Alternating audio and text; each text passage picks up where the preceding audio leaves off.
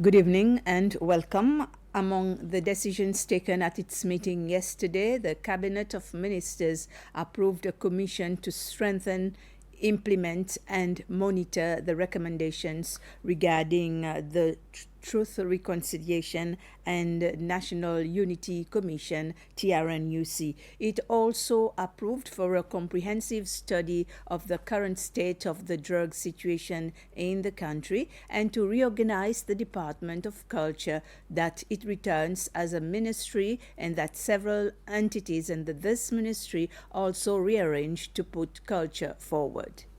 The government has approved a commission for the enforcement and implementation and monitoring of the recommendations of the TRNUC. And it's a bill that will come out in 2026, very soon. It will be gazetted. This bill is to set up the commission that will look into the implementation of the recommendation of the TRNUC report, and that's very important. It's a commitment which was made by the President, and in view of the visionary leadership the President has to bring the country together, this bill is extremely important. And it sets out clear parameters for the Commission and what it will do to implement those recommendations, and it will be phased, it will be in different ways, but it is the Commission that will decide on the modalities that it will use to implement the recommendations. The other issues that government has approved the conduct of a national baseline survey, and that's the drug prevalence survey, which we have some data and already have a baseline established when APTA was running the survey.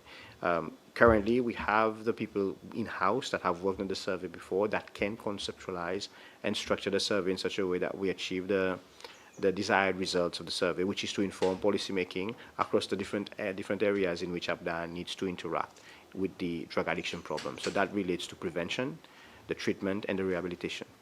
And so this survey will help us to achieve the baseline information that we need, but also create the policy framework around which we will implement the three elements which APDA has to work with.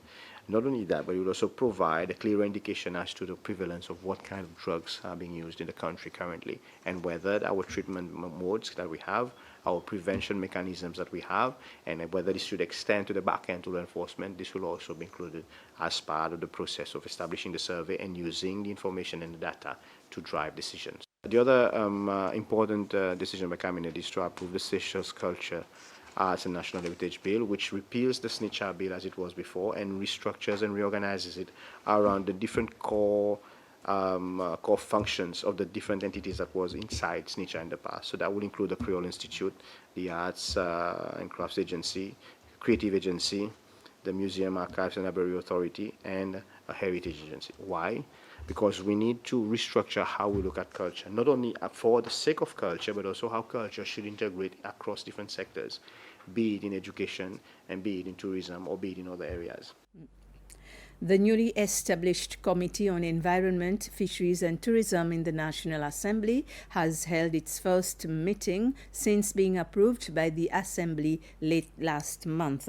During the meeting, Speaker Azarel Ennesta was unanimously elected chairperson, while opposition member John Waro was chosen as vice chairperson to ensure a bipartisan approach. Committee members were introduced along with the support staff. The committee outlined its work plan, focusing on educational outreach, monitoring the implementation of the EU-Seychelles Fisheries Agreement, reviewing environmental funding, and ensuring policies support local communities. Engagement with international organizations, including Climate Parliament, was also discussed. Chairperson Ennesta emphasized that the committee's work will focus on benefiting local communities and promoting sustainable development across Seychelles. 6 students received their tickets during a special ceremony held at the University of Seychelles campus, Montfleury, marking their departure for a 3-week international internship in Réunion Island. The event brought together guests including the ambassador of France to the Seychelles, the UNICEF Vice Chancellor, the Principal Secretary for General Education and Curriculum, as well as students. In her address, Vice Chancellor Joël Perrault highlighted the importance of such opportunities in enhancing students' academic and professional development, while Principal Secretary Justin Zelim also spoke at the ceremony, emphasizing the significance of the initiative and expressing his continued support for student advancement. I wish to reaffirm the strong and enduring partnership between the Ministry of Education and the University of Seychelles. This collaboration is vital to building a highly skilled teaching workforce for our country. The internship you are about to undertake will bring significant benefits, not only for you as educators, but also to our education system, particularly in strengthening the teaching and learning of French in our schools. I would also like to acknowledge your resilience and commitment as in-service teachers, at least the 5 of you. Ansopin Primary School today celebrates International Children's Book Day. This year's theme, Plant Stories and the World Will Bloom, highlights the transformative power of storytelling.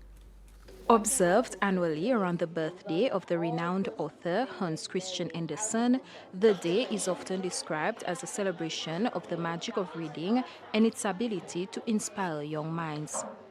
The school's director, Julia Labotte, emphasized the importance of the occasion, noting that it serves as an important reminder of the value of books as tools that enrich the mind and enhance everyday life. Books are powerful tools.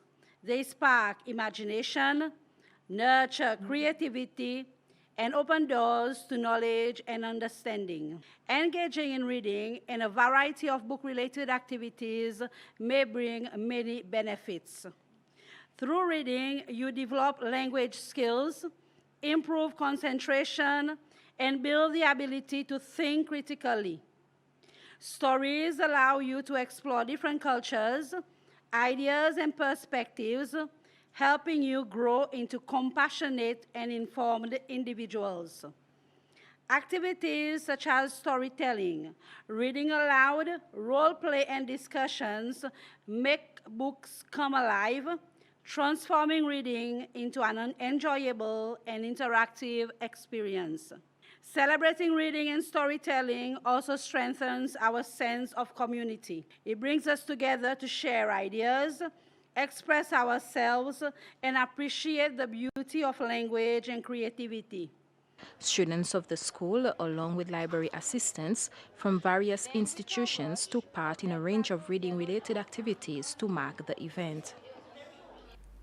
Seychelles stands united in affirming that every autistic person belongs, is valued, and has an essential place in our nation's future. Message of President Patrick Emine on World Autism Awareness Day today. President Emine says that we recognize both the challenges autistic persons face and the extraordinary gifts they bring to our society in a world that is not always designed to understand different ways of thinking, communicating, and experiencing life. Many continue to encounter barriers in education, employment, and social inclusion. President Emine says that as a country, we must continue to build a society where difference is not merely accepted, but embraced as a source of strength. He says that inclusivity must remain at the heart of our national development, ensuring that every autistic person has equal opportunities to learn,